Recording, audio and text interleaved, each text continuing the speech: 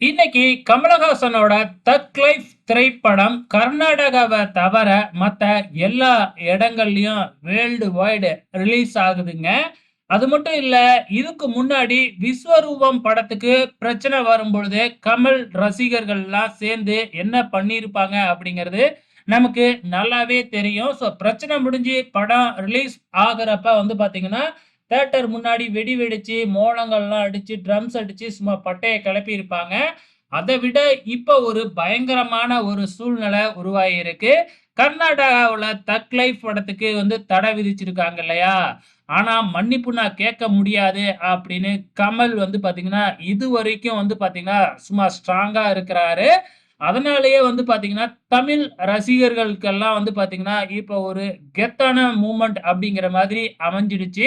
So, இதனால கமலோட படத்த கண்டிப்பா வெற்றி அடைய செய்யணும் அப்படிங்கிறதுக்காகவே பார்த்தீங்கன்னா, இன்னைக்கு அதிகாலையில இருந்தே கமல் ரசிகர்கள் பார்த்தீங்கன்னா, தியேட்டர் வாசல்ல பார்த்தீங்கன்னா, அமர்க்களம் பண்ண ஆரம்பிச்சுட்டாங்க.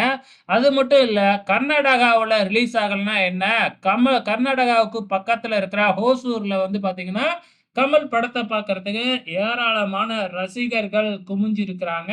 ஸோ, அதோட வீடியோவ தான் நீங்க பார்த்துக்கிட்டு இருப்பீங்க. ஸோ, தியேட்டர் வாசல்ல அவங்க என்ன பண்றாங்க அப்படின்னு சொல்லிட்டு. ஓகே ஃபிரெண்ட்ஸ், கமலோட தக் லைஃப் மூவி எவ்வளோ கலெக்ஷன் பண்ணும் அப்படின்னு நீங்க நினைக்கிறீங்க? முதல் நாள் கலெக்ஷன் எவ்வளவா இருக்கும்னு நீங்க நினைக்கிறீங்க? மறக்காம இந்த வீடியோ கீழ கமெண்ட் பண்ணுங்க.